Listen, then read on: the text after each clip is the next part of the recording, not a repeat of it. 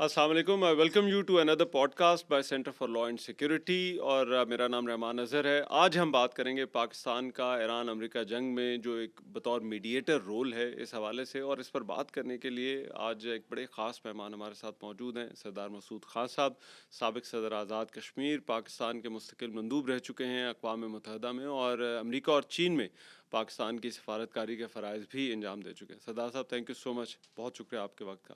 سردار صاحب، جو پاکستان کا کردار ابھی تک ہم نے اس جنگ کے دوران جو ہے وہ دیکھا ہے بطور میڈیٹر، کیا یہ بہت غیر معمولی ہے، ان یوزول ہے پاکستان کے لیے؟ جی، یہ غیر معمولی ہے۔ ویسے تو پاکستان کی سفارتکاری کی تاریخ بہت ہی روشن ہے، یعنی مطلب سن 1947 سے شروع کریں تو ہم نے کئی کارنامے دکھائے دنیا کو۔ مثال کے طور پر جو ہے یونیسیف کے سلسلے میں، یونیسیف کے قیام کے سلسلے میں، universal declaration of human rights کے سلسلے میں۔ اس کے بعد بہت سے ایسے ممالک تھے نوآبادی نظام کے تحت، ان کو آزادی دلانے میں پاکستان نے بڑا اہم کردار ادا کیا۔ الجزائر ہے، مراکش ہے، تو یہ پاکستان کی بڑی تاریخ اچھی رہی ہے۔ اس کے بعد جو ہے سن 1971 میں ہم نے امریکہ اور چین کی صلح کروائی۔ سن 1988 میں ہم لوگوں نے جو جنیوا اکارڈ کروائے تھے، اس میں پاکستان کا کلیدی رول تھا۔ اس کے دوران ہم نے جو ہے روس کی، جو اس وقت سوویت یونین کہلاتی تھی، اس کی فوجوں کے انخلاء کے لیے ایک پورے کا پورا لائحہ عمل دیا۔ ماضی قریب میں آ جائیں تو جو دوحہ ٹاکس ہوئی تھی صدر ٹرمپ کے پہلے دور صدارت کے دوران اور افغان طالبان کے درمیان، اگر وہ پاکستان اپنا کردار ادا نہ کرتا تو ممکن نہیں تھا۔ اسی طریقے سے اگر آپ چلے جائیں، جو چین کے ذریعے پاکستان نے سعودی عرب اور ایران کی صلح کروائی تھی، یہ 2023 میں کروائی تھی۔ اور پاکستان کی سفارتکاری کی بہت لمبی تاریخ ہے، چونکہ میں اقوام متحدہ میں رہا ہوں، جنیوا میں بھی سفیر رہا ہوں اور نیو یارک میں بھی۔ تو میں نے خود جو ہے بہت سے جو ہے جو میڈیٹری پروسیسز تھے ان کو پریسائڈ کیا ہوا ہے، اور خود ڈیلیگیٹ کی حیثیت سے بھی جو ہے اس میں شرکت کی ہوئی ہے۔ لیکن جو ہے اس سب تجربے کو اگر میں سمیٹوں تو ابھی جو ہے، جو آپ کا سوال تھا وہ یہ ہے کہ پاکستان کی کنٹریبیوشن غیر معمولی ہے۔ اس کی میں وجہ بتاتا ہوں کہ 28 فروری کو جب یہاں اس جنگ کا آغاز ہوا تو پاکستان فوری طور پر متحرک ہو گیا۔ پہلے اس نے جو ہے ٹیلی فون کمیونیکیشن ڈپلومیسی کی، پھر جو شٹل ڈپلومیسی کی، پھر جو ہے علاقائی ممالک کے ساتھ رابطے کیے، امریکہ کے ساتھ کیے، ایران کے ساتھ کیے، ہر ممکن کوشش کی کہ یہ جنگ مختصر سے مختصر تر ہو، اور پھر جو ہے جنگ کے دوران رابطے بڑھتے رہے۔ لیکن دوسرا، سردار صاحب، اب ملک تو بہت سارے اور ہیں انوالو تھے، جڑے ہوئے تھے اس کانفلکٹ سے، پاکستان کا اتنا پرو ایکٹیو رول آپ کے خیال میں، یا یہ انیشیٹو جو ہے یہ کیوں تھا؟ اس کی ایک وجہ ایگزسٹینشیل تھریٹ تھی، کیونکہ ہماری معیشت برے طریقے سے متاثر ہوئی، اور پھر ہمیں یہ پتہ تھا کہ ہمارا ہمسایہ ملک ایران اگر ان حملوں کی زد میں آتا ہے، اور وہ آ چکا تھا، تو اس کا ملبہ پاکستان کے اوپر گرے گا، اور وہ گرنا شروع ہو گیا تھا اس طریقے سے۔ یعنی مطلب تیل اور گیس کی پرائسز بہت بڑھ گئیں، ہماری معیشت برے طریقے سے متاثر ہو رہی تھی۔ پھر یہ ہے کہ ہمارے خلیجی ریاستوں کے ساتھ بہت قریبی تعلقات تھے، وہاں تباہی و بربادی ہو رہی تھی، ہمارے لاکھوں لوگ وہاں ملازمت کر رہے ہیں، ہمارا ان کے ساتھ لین دین ہے، کاروبار ہے، اور اس کے علاوہ وہ جو ہے پاکستان کے معاشی استحکام کے لیے ہماری مدد کرتے رہے ہیں۔ یہ سارے کا سارا نظام اس وقت درہم برہم ہو رہا تھا جب ہماری شرح نمو بہتر ہو رہی تھی، یعنی جو میکرو اکنامک انڈیکیٹرز تھے وہ مستحکم ہو رہے تھے۔ لیکن میں آپ کو دوبارہ اس طرح لے جاتا ہوں، وہاں یہ میں بتا رہا ہوں کہ اس جو پہلا فیز تھا اس میں یہ ساری کی ساری ڈپلومیسی کرنے کے بعد پاکستان نے دوسرا قدم یہ اٹھایا کہ انہوں نے جو ہے ایک علاقائی کنسنسس پیدا کیا، اور اس کے لیے یعنی جو وزیر اعظم پاکستان نے اور پھر فیلڈ مارشل عاصم منیر صاحب نے یہ گئے وہاں خلیجی ریاستوں میں، وہاں اہم ترین ممالک کے ساتھ رابطے کیے، مثال کے طور پہ مصر ہے، ترکی ہے، پھر اس کے بعد جو خلیجی ریاستیں سعودی عرب بالخصوص، قطر، عمان، ان سب کے ساتھ رابطے میں رہے۔ تو اس کے بعد پاکستان نے یہاں ایک 4 ممالک جس میں پاکستان شامل تھا اس کی میزبانی کی، جس میں مصر، ترکی اور سعودی عرب شامل تھے، اور اس کے دوسرے ہی دن ہمارے نائب وزیر اعظم چین چلے گئے تھے، اور چین کے ساتھ مل کر انہوں نے 5 نکاتی اعلامیہ جاری کیا۔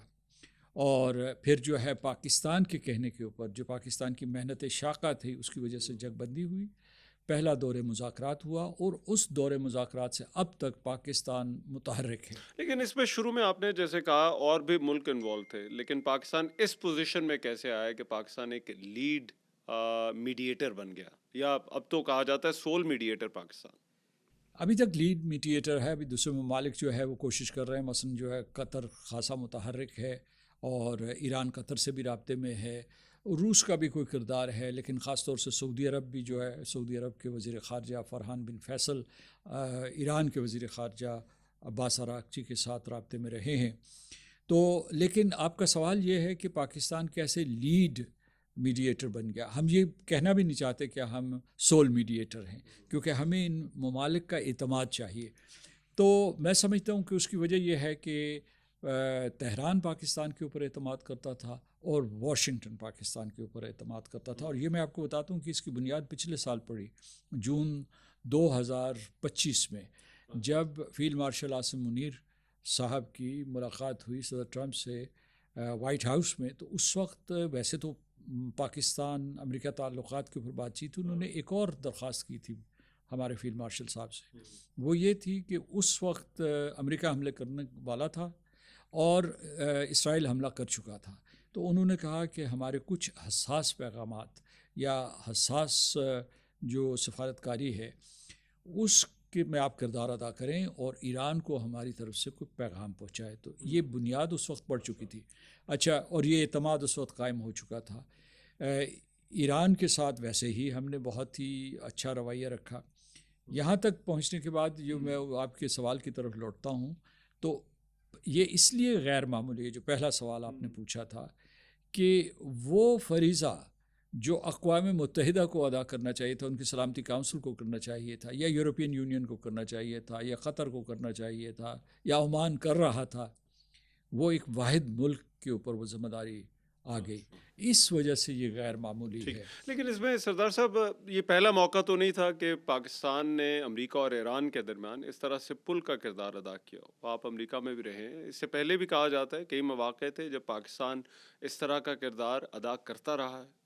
جی جی، ایک ایسا موقع تھا، اس وقت میں نے سروس جوائن کی تھی، ایران عراق جنگ شروع ہو چکی تھی، اور میں سمجھتا ہوں کہ ہمارے وزیر خارجہ اس وقت آغا شاہی صاحب تھے، تو انہوں نے یہ کوشش کی تھی کہ ایران عراق جنگ ختم ہو جائے، اور اس سلسلے میں انہوں نے امریکہ کو بھی اعتماد میں لینے کی کوشش کی تھی، لیکن اس وقت ہم متحرک تھے، لیکن ہماری کوششیں ناکام رہی۔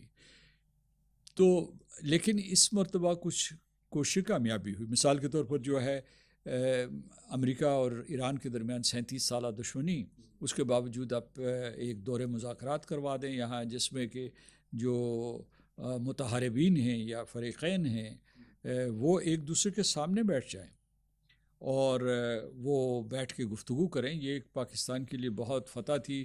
ساری دنیا کی نگاہیں اسلام آباد کے اوپر پیوست تھیں۔ لیکن پاکستان کا جو ڈپلومیٹک پروفائل ہے آپ کے خیال میں اس کردار سے مضبوط ہوئی ہے، یا پھر کیونکہ بہت ساری جو ہے وہ طاقتیں ہوتی ہیں جن کے مفادات جڑے ہوتے ہیں، اور پاکستان کا چین کے ساتھ بھی ایک بڑا گہرا تعلق ہے، روس کے ساتھ پاکستان کے تعلقات جو ہے وہ رہے ہیں، آپ کے خیال میں یہ جو رول ہے ثالث کا، میڈیٹر کا، یہ ان ریلیشن شپس کو مضبوط کرتا ہے یا ان پر کسی اور طرح سے اثر انداز ہوتا ہے؟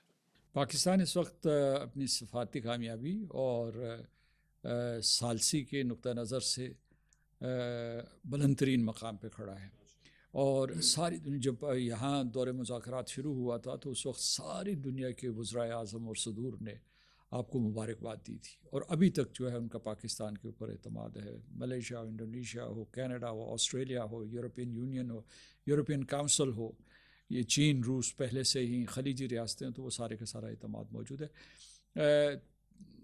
دو ملکوں نے اعتراض کیا ہے، ایک جو ہے اسرائیل نے دبے لفظوں میں، ان کے جو سابق وزیر اعظم ہیں، کیا نام ہے، نفتالی بینٹ، انہوں نے اعتراض کیا تھا۔ کچھ جو ہے وزیر اعظم نتن یاہو نے تھوڑی احتیاط برتی ہے، اور اس کے بعد ہندوستان نے کھل کر نہ صرف جو ہے ان کا جو ہے گودی میڈیا جسے آپ کہتے ہیں، اس نے ان کی جو دل کی بھڑاس نکالی ہے پاکستان کے خلاف، اس کا کوئی اثر نہیں ہوا. ایک موقع پہ میرا خیال ہے کہ میں نے سنا تھا، حالانکہ روس پوری حمایت کر رہا تھا پاکستان کی، تو اس کے لاوراف نے یہ بیان دیا تھا، کہیں سے اشارہ کیا، پتہ نہیں یہ ہندوستانیوں نے ان کو یہ پٹی پڑھائی ہوگی کہ جی ہندوستان بھی یہ کردار ادا کر سکتا تھا. لیکن ویسے جو ہے ایک قسم کا نیئر یونیورسل کنسنسس ہے. اب آپ کا یہ ہے کہ کیا اس کے مثبت اثرات ہوئے ہیں؟ تو میں سمجھتا ہوں اس کے بہت مثبت اثرات ہیں. پاکستان کی شہرت بڑی ہے. کہاں دنیا میں آپ کو دنیا کے کتنے صدور اور وزرائے اعظم یا آرمی چیفز کے نام یاد ہیں؟ تو وہ صدر ٹرمپ کو نہ صرف زبانی یاد ہیں اور بلکہ فیلڈ یہ کہ مارشل کے بیسیوں خاص طور پر مرتبہ خاص طور سے بیسیوں مرتبہ دہرا چکے ہیں. یا یہ دو نام جو ہیں فیلڈ مارشل عاصم منیر اور وزیر اعظم شہباز شریف صاحب کے اوپر بیسیوں آرٹیکل، بالخصوص فیلڈ مارشل عاصم منیر صاحب پر بیسیوں، میں کہتا ہوں سینکڑوں آرٹیکل لکھے جا چکے لیکن ہیں. یہ کیسے یہ چینج جو ہے وہ کیسے آئی ہے؟ خاص طور پر یہ چینج ہم صرف امریکی انتظامیہ میں نہیں دیکھ رہے، امریکی میڈیا میں دیکھ رہے ہیں، ان کے سیاستدانوں میں دیکھ رہے ہیں. کیا ہوا ہے ایسا کہ یہ ایک دم سے پاکستان کا جو امیج ہے وہ امریکہ میں مکمل طور پر تبدیل ہو گیا ہے؟ جب میں 2024 تک امریکہ میں پاکستان کا سفیر تھا، تو اس وقت اگرچہ بائیڈن ایڈمنسٹریشن تھی، اور تو اس وقت وہ ہندوستان کا ہر گناہ دھونے کے لیے تیار تھی، اور دوسرے اس کے علاوہ جو ہے وہ ان کی غیر مشروط حمایت کرتے تھے. لیکن اس کے باوجود میں چونکہ باقاعدگی سے ریپبلکنز اور ڈیموکریٹ سے ملتا رہتا تھا، یعنی کانگریس میں بھی ملتا تھا اور اس کے بعد جو انتظامیہ کے لوگ بھی تھے، تو وہاں ایک قسم کی تھکن بڑھ رہی تھی. اور پھر یہ کوئی ہندوستان کی شناخت بڑھ گئی وہاں. انہیں معلوم ہوا کہ بلند بانگ دعووں کے باوجود یہ کبھی چین کے اوپر حملہ نہیں کرے گا. اور اس کے بعد یہ جو کہتے ہیں ہم اسے کہ نیٹ سیکیورٹی پرووائڈر ہے، یہ بات درست نہیں ہے. اور ہندوستان نہ صرف امریکہ کو اپنے آپ کو امریکہ کا ہم پلہ سمجھتا تھا، بلکہ کچھ اس قسم کا پاسچر تھا، ایک تکبر اور رونت کا، کہ وہ امریکہ کو ڈانٹتے بھی تھے. اور ان کی صفائیاں جو امریکہ پیش کر رہا تھا کہ نہیں جی اس ڈانٹ میں کوئی ایسی بات نہیں ہے، ہمارے تعلقات بہت مضبوط ہیں. تو اور دوسری یہ ہے کہ ہندوستان نے ایک بغاوت کی تھی کہ اس نے کھلم کھلا، ایک تو اس نے روس کا تیل خریدا سستے داموں، اسے وہاں ریفائن کروایا، مہنگے داموں دنیا کو بیچا. تو اس نے یعنی صدر ٹرمپ کا بعد میں اس دورے صدارت میں یہ الزام تھا کہ یہ تو فائنینس کر رہے ہیں روس کی یوکرین کے خلاف جنگ جو ہے. ایک اور ان کا گناہ یا جرم یہ تھا کہ انہوں نے برکس میں بہت متحرک کردار ادا کرنا شروع کر دیا، اور اس میں نہ صرف وہ جو ہے ایک نیو ڈیولپمنٹ بینک بنایا ہے جو شنگھائی میں موجود ہے، اور وہ کہا کہ اشارے یہ دینا شروع ہو گئے کہ یہ متبادل مالیاتی نظام لائے گا دنیا میں، یعنی جو بریٹن ووڈز انسٹیٹیوشنز کو چیلنج کرے گا. اور پھر یہ تھا کہ انہوں نے مارکہ حق کے بعد بہت بد اخلاقی اور بدتمیزی کا مظاہرہ کیا. یعنی یہ بات سچ ہے کہ جے شنکر اور مودی ان کی منتیں کر رہے تھے کہ بھئی یہ جنگ رکواؤ، یہ پاکستانی کہیں کچھ اور نہ کر بیٹھیں. لیکن جب صدر ٹرمپ نے یہ کہہ دیا اور انہوں نے انٹروین کیا، خاص طور سے مارکو روبیو اور جے ڈی وینس نے، اور مارکو روبیو نے بڑی محنت کی تھی اس کے لیے، دونوں طرف رابطے کر رہا، تو انہوں نے انکار کر دیا. نہ صرف انکار بلکہ ان کی توہین کروائی، اور انہوں نے سارے کے سارے جو اپنے میڈیا ہاکس تھے ان کو انلیش کر دیا امریکہ کو. تو وہ انہوں نے معاف نہیں کیا صدر ٹرمپ نے. ایک اور چیز میں آپ کو بتاؤں کہ جس دن یعنی 19 جون کو ملاقات ہونی تھی فیلڈ مارشل عاصم منیر صاحب کی اور صدر ٹرمپ کی، اس سے ایک دن پہلے لمبی کو میرا 35 سے 40 منٹ کی کال ہوئی. Modi was in Canada and president Trump was in Washington. He invited, بہت اسپیکولیشن تھی کہ شاید ہو سکتا ہے ملاقات نہیں بھی انہوں ہو. نے کہا کہ آئیں. تو نہ صرف اس نے انکار کیا، معذرت کی، بلکہ ٹرمپ کو ڈانٹا، اور اس نے کہا کہ آپ کیا اس نے یہ بھی کہا کہ میں نے فیلڈ مارشل عاصم منیر صاحب کو بلایا ہوا ہے، آپ بھی آ جائیں. تو اس کے یہ یوں سمجھے کہ اس کے لیے جلتی پہ تیل کا کام کر گئی. تو اس نے اس کو ڈانٹا. وہ بعض اوقات صدر ٹرمپ جو جن جملوں کا تبادلہ ہوا، تو اس میں وہ نریندر مودی کی نقالی بھی کرتے ہیں کہ اس طریقے سے وہ مجھے ڈانٹ رہا تھا کہ میں جنگ کروں گا اور میں یہ کروں گا. کہتے ہیں ایک انہوں نے یہ کہا تھا کہ یہ دیکھنے میں تو ایک بہت ہی اچھا جو ہے فادر فگر اور اس قسم کا لگتا ہے اور بہت نوبل لگتا ہے. تو کہتا ہے کہ پھر اس نے مجھے یا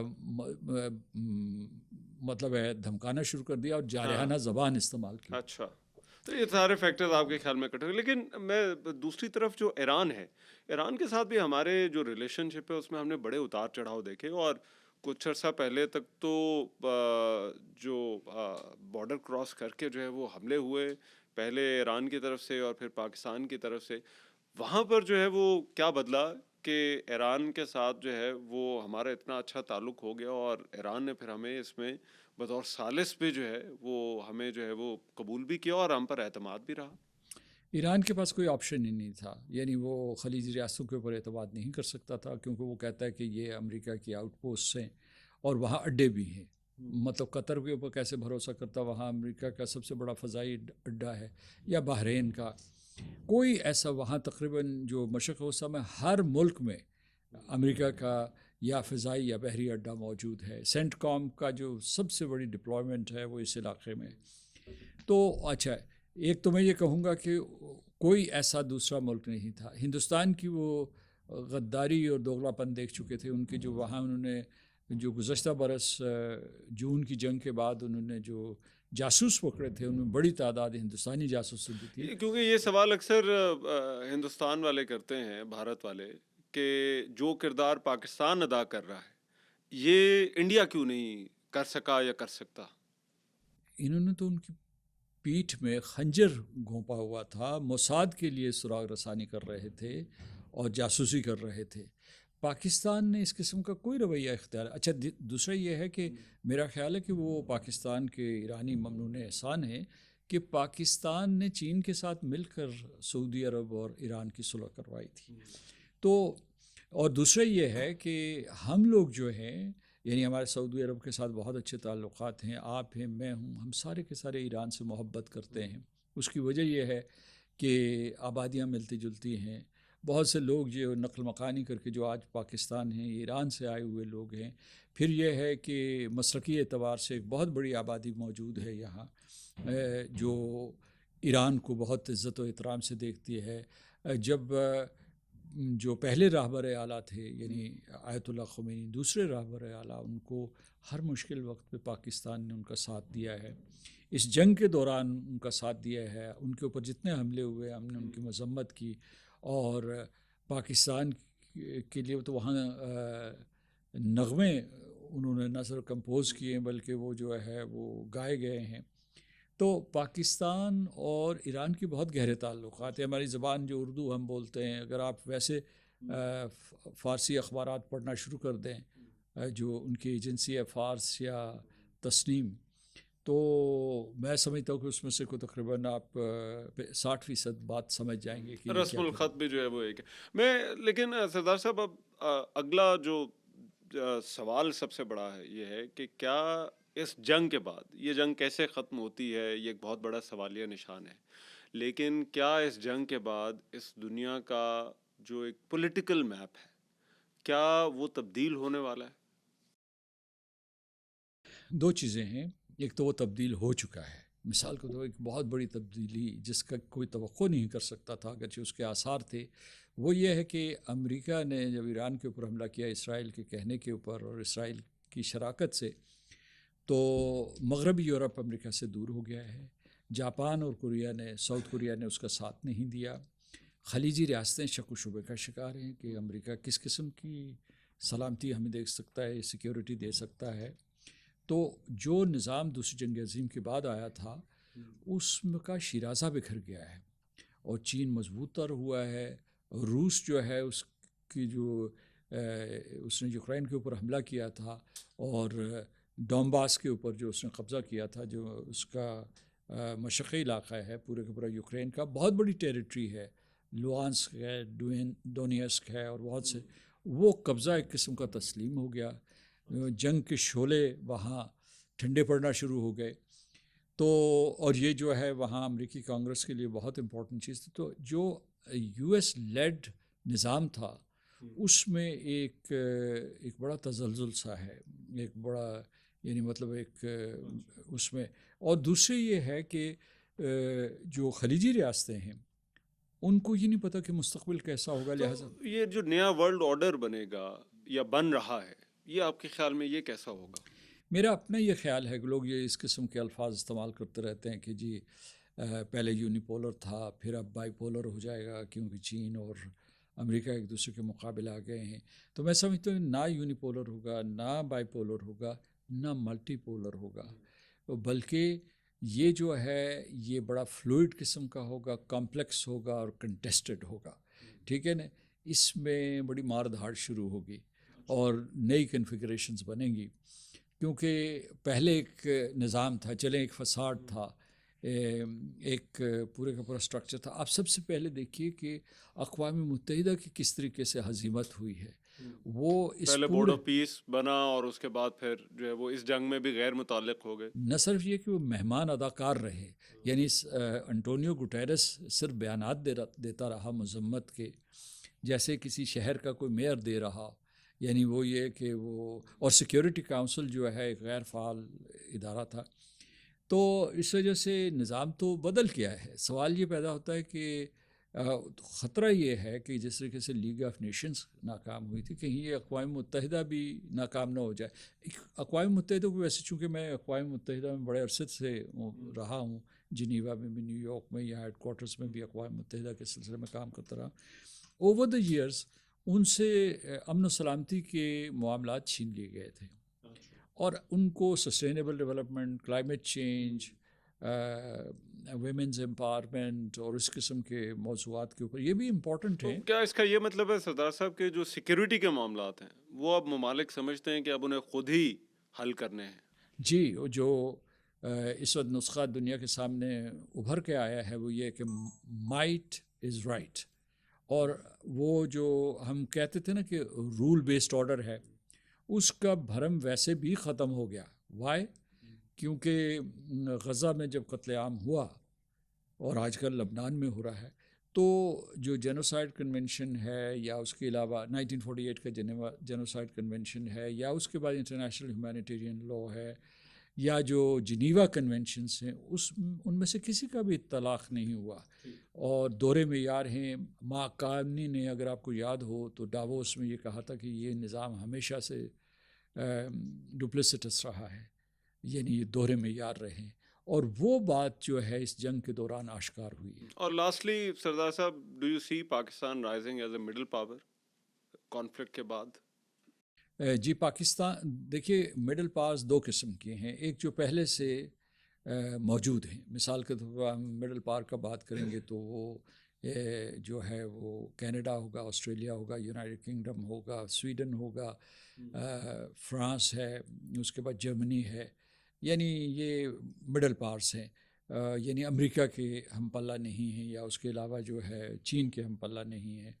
یہ معاشی اعتبار سے جو ہے جاپان کے ساتھ مقابلہ کرتے، لیکن جو نئی ابھرتی ہوئی قوتیں ہیں جس میں جو مطلب ہے مڈل پاورز ہیں، تو اس میں ہے مصر ہے، ترکی ہے، اور انڈونیشیا ہے، پھر جو ہے کچھ میں برازیل کو کہہ دوں گا، اور کچھ اور دوسرے ممالک ہیں جو پاکستان اس وقت اس پوری کی پوری جنگ کے دوران سر فہرست آ گیا مڈل پاور کے طور پر۔ مڈل پاور کے پاس اسٹریٹجک اور ملٹری کیپیبلٹی ہونی چاہیے، ان کی معیشت مضبوط ہونی چاہیے، پاپولیشن بڑی ہونی چاہیے، اور اس کے بعد ان کی لوکیشن جو ہے ایسی ہونی چاہیے کہ وہ جو مختلف جو ہے ریجنز کو جوڑ رہے ہیں۔ مثلا پاکستان جو ہے south Asia, west Asia, central Asia, east Asia, ان سب کو جوڑتا ہے، ساؤتھ ویسٹ ایشیا کو بھی جوڑتا ہے۔ لیکن جو پاکستان کا سب سے کمزور پہلو ہے یعنی مڈل پاور بننے میں، وہ ہے اس کی کمزور معیشت۔ یعنی ٹھیک ہے، یہ تو آپ کہہ رہے ہیں باقی سارے انگریڈینٹس جو موجود ہیں، یہ معیشت والا جو ہے انگریڈینٹ، یہ ابھی جو ہے وہ ہاں، اس کا فلیور اتنا نہیں ہے۔ نہیں، اس میں میں بتا رہا ہوں کہ اس میں ہمیں ٹھیک ہے، ہم جو ہے جو کوشش کر رہے ہیں، اور امید کرنی چاہیے کہ پاکستان 2047 تک دنیا کی طاقتور ترین معیشتوں میں شامل ہو جائے، لیکن اس کے لیے جیسے ہم نے مارکہ حق کے لیے منصوبہ بندی کی تھی، جیسے جس قسم کی ڈیلیجنس ہم نے یہ میڈیشن کے لیے دکھائی ہے، کیونکہ ہماری ایک حکمت عملی تھی نا، تو ویسی حکمت عملی معیشت کے لیے بھی ہونی چاہیے. اور اس میں سر یہ آپ کو بتاؤں کہ آپ کے پاس مواقع پیدا ہو گئے ہیں بے تحاشا. سوال یہ پیدا ہوتا ہے جب جنگ ختم ہوتی ہے کہ آپ ان مواقع سے فائدہ اٹھا سکیں گے، کیونکہ اس کے لیے آپ کا انسٹیٹیوشنل انفراسٹرکچر ہونا چاہیے، تاکہ جو باہر سے اگر سرمایہ کاری آ رہی ہے یا تجارت آ رہی ہے یا نیو ٹیکنالوجیز آ رہی ہیں، ان کو آپ رائٹ. جذب کرنے کے قابل ہوں. ٹھیک ہے Saddam Masood sahib, thank you so much for your time ji. آج کی پوڈ کاسٹ سے اتنا ہی. اجازت دیجیے، اللہ نے کے بعد.